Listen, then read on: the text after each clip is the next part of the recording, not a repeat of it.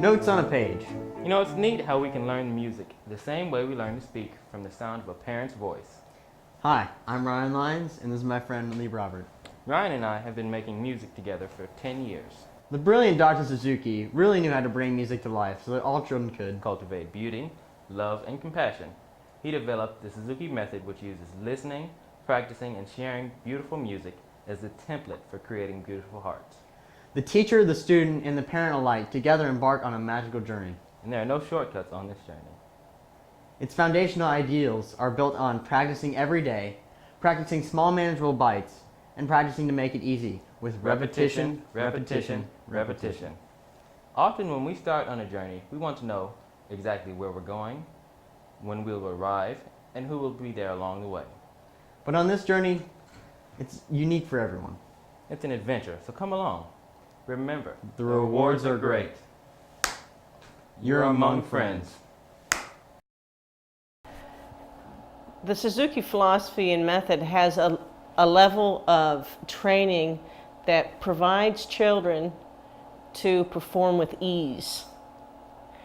Through the repetition and the constant listening, and for especially the ones that start at a very early age, after many years of training, when they do walk on stage and they do show their beauty of their music, it just naturally flows out of them. They simply move with the music, breathe with music. The music is coming from within them.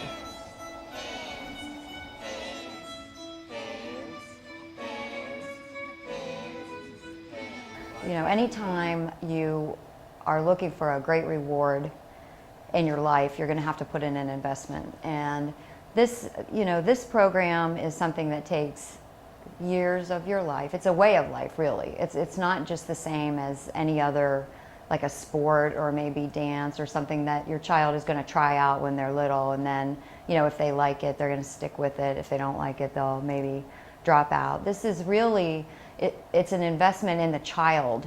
And, if you look at it in a big picture way, you know that every week when you go to your lesson and you have a little bit whatever you're working on, and you work on that all week, you come back to your lesson and you do it, you celebrate that little milestone. But if you look back, like now I can look back over the years, and I can see the huge benefit that we've gotten from this, because we stuck with it and we did the work week after week. And it's just, the rewards are just immense.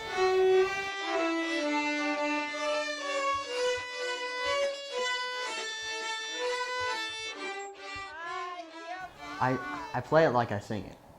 And ever since I've really said that, it's really stuck in myself that saying, playing the cello is just like singing in a choir or singing by yourself. You're really just communicating with your voice through the cello or through violin or any other instrument what you're trying to tell others. And the communication is so important.